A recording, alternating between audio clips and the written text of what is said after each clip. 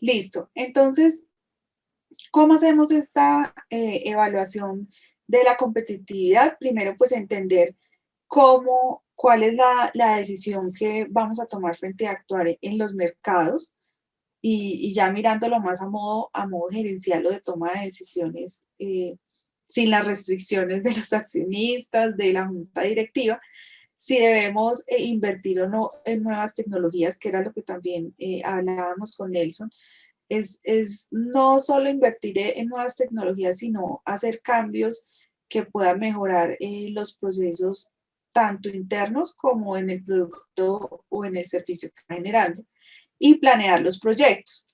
Si nosotros pues hacemos un diagnóstico correcto o lo más cercano posible a una realidad objetiva, pues la planeación de proyectos será aún más asertiva y será con resultados que beneficien la generación de valor en cada una de las áreas de la empresa.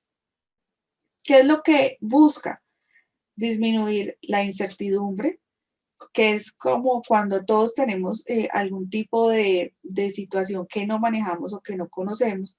Es muy difícil cuando tenemos incertidumbre. No sé si ustedes, pues yo pienso que a todos en algún momento nos ha pasado que tenemos de pronto incertidumbre por alguna persona que creemos que de pronto está enferma o cuando tenemos una necesidad económica. eh, Todo eso pues genera que uno tenga vacíos, llamémoslo así, y que no tenga una base para tomar decisiones correctas, porque si hay mucha incertidumbre, pues muy seguramente yo voy a querer tomar decisiones a la ligera o decisiones que no van a ser objetivas y óptimas para lo que quiero alcanzar. También se busca pues disminuir la complejidad, es decir, que si yo ya conozco, si yo estoy siempre evaluando dentro de la función que tenga dentro de la empresa y siempre estoy analizando, pues va a ser menos complejo entender los problemas o los cuellos de botella que se presenten, o si de pronto de alguna forma sucede algo inesperado, pues yo ya conozco cuál es la necesidad, yo ya tengo un conocimiento previo de que ya se veía venir esta situación y muy seguramente yo ya fui ejecutando en mi cabeza o en los proyectos algún tipo de plan de acción para que sea menos complejo ejecutarlo. Pero si de pronto de un momento a otro, como pasó, y pues yo me asocio mucho al tema de la pandemia porque es un muy buen ejemplo, que si una empresa no estaba preparada, llamémosle una empresa, un restaurante, no estaba preparada para los domicilios, no estaba en una aplicación, no tenía algún tipo de apoyo de domicilios o solo sus clientes iban, era al lugar pues donde venden la comida, pues muy seguramente fue muy complejo poder organizar todo el tema de los domicilios. Y me quiero como acercar a un caso que acabo de imaginar, lo que es Crepes and Waffles. Crepes siempre ha sido una experiencia de ir al restaurante, estar pues comiendo en familia o de pronto ir a comerse un helado, pero era más como la experiencia de ir al lugar y muchas personas hacían fila para poder ingresar y ahora ya Crepes and Waffles le tocó diversificar y vender sus masas para hacer los crepes, sus helados, todo lo que tiene que ver con el cono, bueno, en general sus productos, pero fue mucho el periodo que se demoró, fue muy largo para que ya las personas pudieran conocer cómo preparar el waffle, cómo preparar el crepe, así tuvieran la masa que ellos mismos los vendían. Ya también generaron la estrategia, no sé si ustedes han visto o han, bueno, han visto en noticias o han visto en la calle las chicas que manejan los domicilios y aparte están en otras aplicaciones. Entonces, obviamente, pues como no lo potencializaron en su momento porque ellos querían ser solo, era una experiencia para vivir en sus restaurantes, pues se demoraron siempre mientras capacitaban a las personas, cambiaban el sistema de producción para que se vendiera de una forma. Ahora ya vemos en las diferentes redes sociales a la dueña de este restaurante enseñando cómo hacer con sus mismos masas el crepe, ¿sí? Entonces, ya se le tocó vincularse aún más, pues porque ya no podían ir al restaurante. Entonces, si de pronto se hubiese anticipado, pues muy seguramente se demora menos en ejecutar ese plan de acción cuando sucede, pues en esos casos que sucediera la pandemia. Entonces, ya ahora es muy importante que los productos lleguen a las personas y no que sean las personas que lleguen a los lugares. Eso es algo que yo lo pienso así, ¿no? Pues cualquier otra persona puede decir, no, estoy en desacuerdo, pero yo lo pienso así. Yo vivo, por ejemplo, en un lugar que no es muy cercano al casco urbano y casi todo se pide por internet. Pues no el mercado ni nada, pero muchas cosas, porque se dificulta mucho ir hasta una ciudad principal para adquirir algo y, o para que el pico y cédula, que el pico y placa, que sí, organizar todo eso ahora es muy difícil. Y antes de que sucediera lo de la pandemia, pues igual teníamos la misma costumbre de pedir por internet, de cualquier cosa, que un libro, que, no sé, un electrodoméstico, pero pues obviamente ahora aún más se genera esa necesidad y siempre pues tratábamos de, o hemos tratado de buscar que no nos toque ir al lugar, sino que pueda llegar lo más cercano posible a nuestra casa. Entonces sí es muy importante que esas complejidades que se vayan presentando, pues nosotros podamos tener un conocimiento previo de algo para poder, bueno, sí, estoy viendo que en esta área, no sé, de contabilidad, de pronto está sucediendo esto, entonces, bueno, ya sé cómo de pronto lo voy a solucionar, tener como esa facilidad. Y que pues se disminuya todo el tema de conflicto de intereses, que es lo que ustedes me contaban, ¿sí? Que obviamente dentro de una empresa siempre va a haber un conflicto de interés, pero nosotros como profesionales, nuestro aporte debe ser lo más objetivo posible para mejorar procesos y no para de pronto que la persona, y yo sé que uno no lo hace con mala intención, pero así lo toman muchas veces las personas, que uno los quiere atacar es en sí, en su ser, llamémoslo así, o en su condición de ser humano, y no tanto en que se mejoren las cosas dentro de la empresa. Un aspecto que no es menos importante, que es incluir a todos los colaboradores de la empresa. Si yo como que cultivo esa necesidad o ese hábito de la evaluación constante, pues los colaboradores de la empresa van a estar ahí también en esa filosofía. Entonces es muy importante y lo vemos como en el caso de Jair. Hay empresas que dicen, no, usted solo viene a esto, pues ya sabe uno que esa es la filosofía de la empresa y uno pues lo adopta. Pero hay otras empresas en las que dicen, no, estamos creciendo, necesitamos ideas, aportes,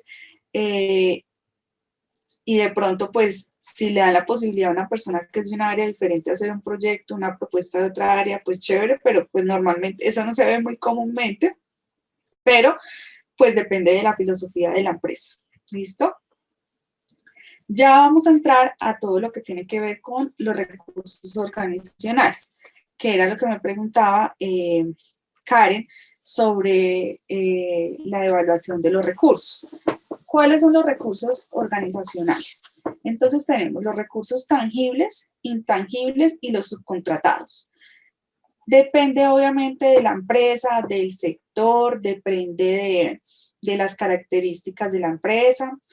Entonces, pues yo les traje algunos ejemplos, pero sí quiero que cada uno entre a pensar de pronto dónde trabaja o su propia empresa, cuáles serían o qué pueden catalogar dentro de este tipo de recursos. Entonces, en los recursos tangibles tenemos los edificios, las máquinas, las instalaciones. Recordemos que, por ejemplo, lo que es mesas, escritorios, sillas, bueno, todo lo que hace parte de los activos de la empresa, materias primas y materiales. En los recursos intangibles tenemos el conocimiento corporativo, que son todos los valores de la empresa, que eso hace que nuestra empresa sea diferente. Yo no sé si ustedes de pronto han visto que hay lugares a los que uno va y aunque ven personas con diferente carácter o personalidad, el trato es muy similar. Parece que sí de verdad llevaran su filosofía a la práctica de forma real, y eso hace parte del conocimiento corporativo, de saber cómo generar esa experiencia del cliente y cómo generar esos procesos tanto del cliente interno como del cliente externo de forma óptima. El conocimiento técnico, que es lo que les comentaba del know-how, muy importante. Todos tenemos un know-how que nadie nos lo puede quitar y hace parte de un proceso intrínseco de la empresa. Entonces puede que los procesos o las funciones estén muy determinadas dentro de los manuales de funciones, pero hay cosas que nosotros hemos creado, que nosotros hemos mejorado y que también hace parte de ese valor agregado que maximiza el valor de la empresa. La cultura organizacional, que hace parte de todo ese conglomerado de las personas, ya no solo es el conocimiento corporativo individual, sino es esa vivencia organizacional del día a día. Recordemos que nosotros mucho más pasamos tiempo con nuestros compañeros de la empresa o donde trabajamos o donde somos dueños o empresarios que hasta con nuestra familia. Y eso genera un clima y una cultura organizacional que es un recurso con el que también contamos para la toma de decisiones.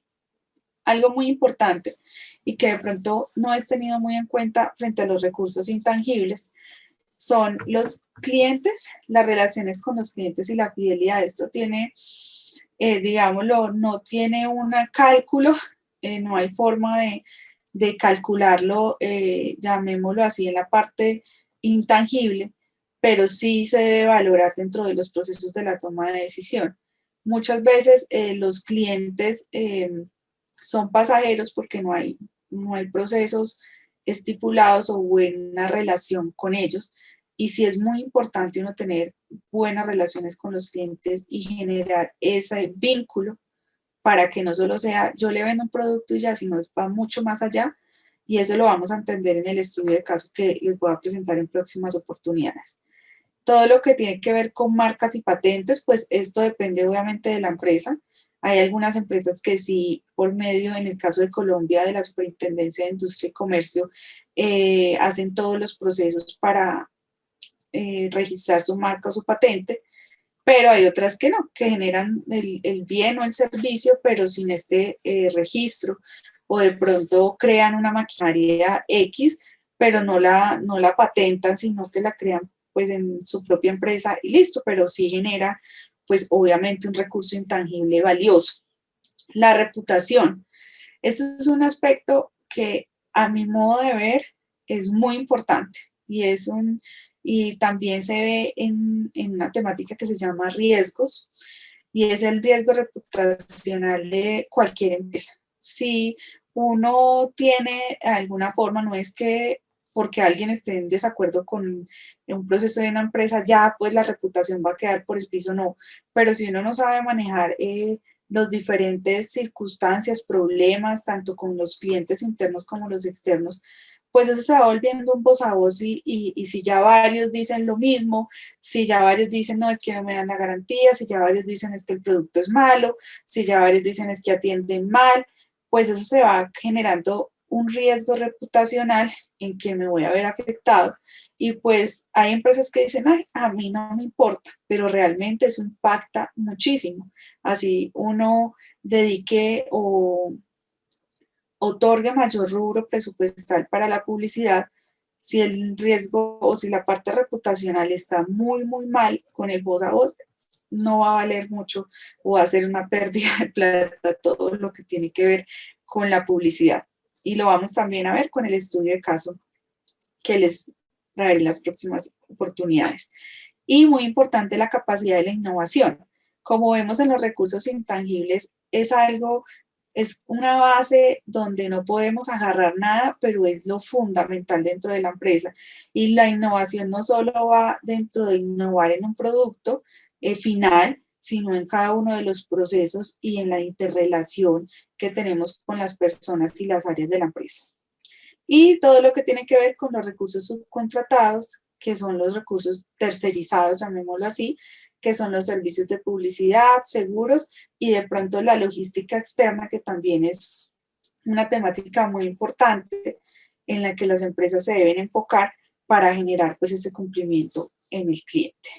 Vamos a mirar, vamos a hacer una lectura que tiene relación con la toma de decisiones rápidas, que es el caso de Ford Company, de vehículos. Vamos a dar, ¿qué hora es?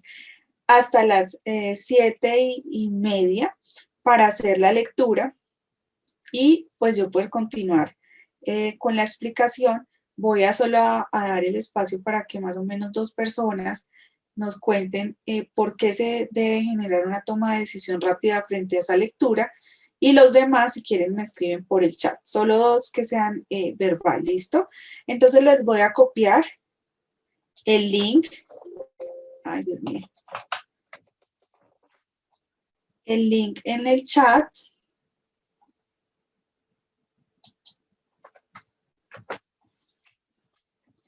Y a las 7:30, entonces, volvemos lo que alcancen a leer, ¿listo? No se preocupen que tenga que ser todo, no.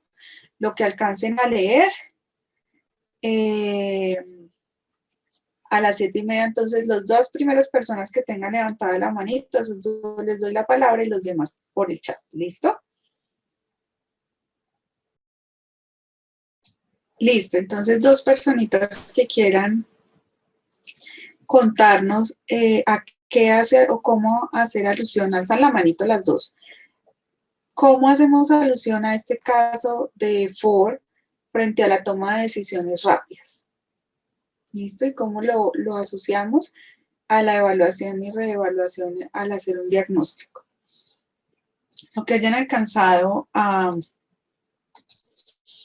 leer. ¿Listo? 2 personitas que quieran participar verbalmente, el resto, si quieren, lo pueden escribir por el chat.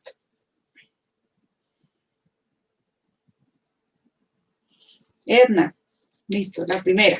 Edna, cuéntanos.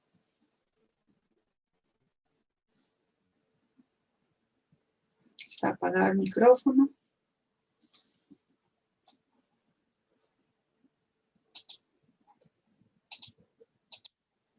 Edna.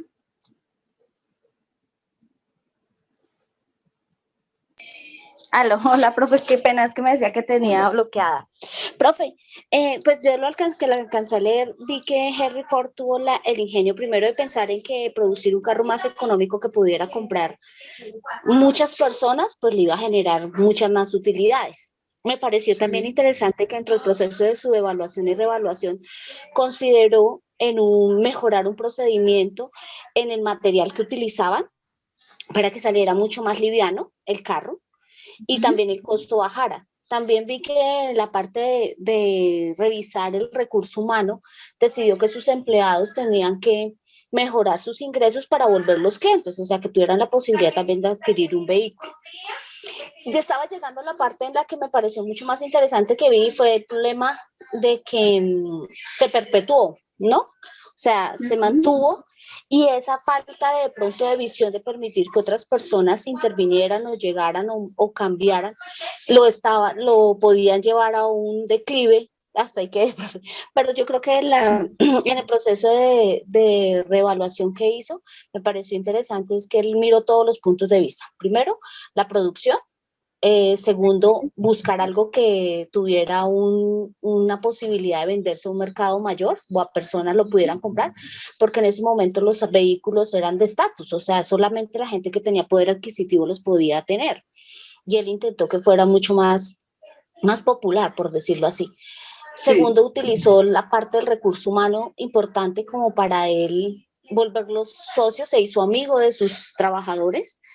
Y me pareció también muy importante ver que él en ese proceso de poner a sus trabajadores de su parte, pues hacía que mejorara la producción. Eso fue como a grandes rasgos lo que pude deducir de la lectura.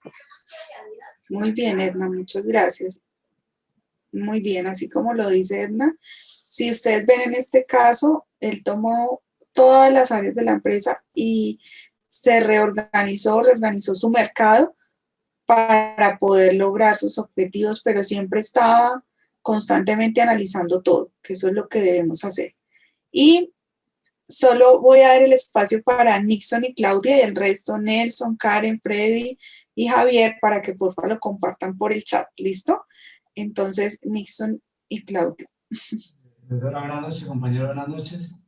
Mi análisis con respecto a la lectura que hice corresponde al siguiente. El señor Ford fue una persona muy observadora.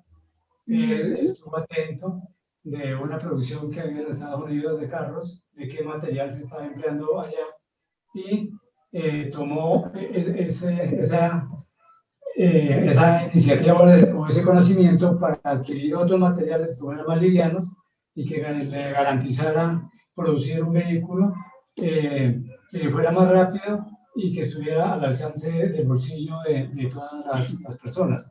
De esa forma él fue incrementando su mercado, pero siempre observando alrededor de lo que estaba sucediendo. Y creo que la clave del éxito fue esa, ser un observador de la producción que había a su alrededor para mejorar lo que él estaba sacando en su empresa.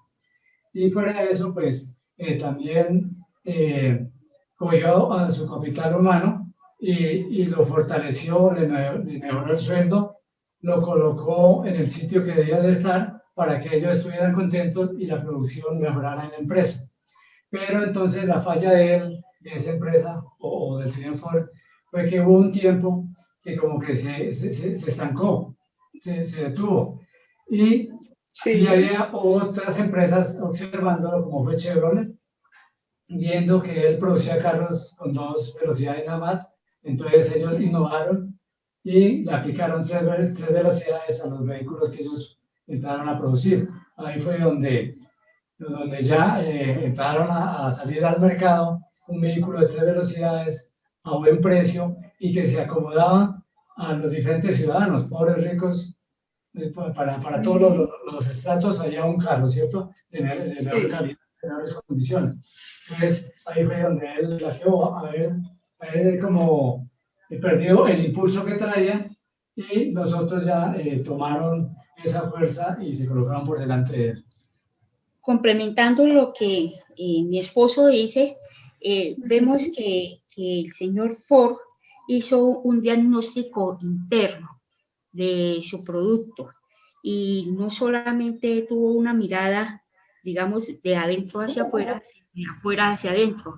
Así vemos cómo de pronto es un estratega, un genio, en donde aplica la producción de carne a su interés, que era la producción de vehículos. Entonces consideramos que eso también es importante, mirar las opciones de afuera hacia adentro, tomar los ejemplos que otras empresas, así no sean las del mismo sector que uno maneja, pues, utilizan sus métodos de producción para aplicarse a la empresa que uno puede llegar a asesorar, a tener, a dirigir y sembrar en el corazón de la gente, de los colaboradores, que la empresa es suya, ¿sí? Que son una sola familia y el barco va para el mismo lado. Eso, profesora, muchas gracias. Muchas gracias a Nixon y Claudia, muy bien realizado la síntesis, la explicación, eso también son competencias y habilidades que debemos ir mejorando y muy bien, Nixon y Claudia, muchas gracias, al igual que Edna. Muchas gracias por la participación, muy bien, como vemos, no se queda solo en la teoría, todo lo que tiene que ver con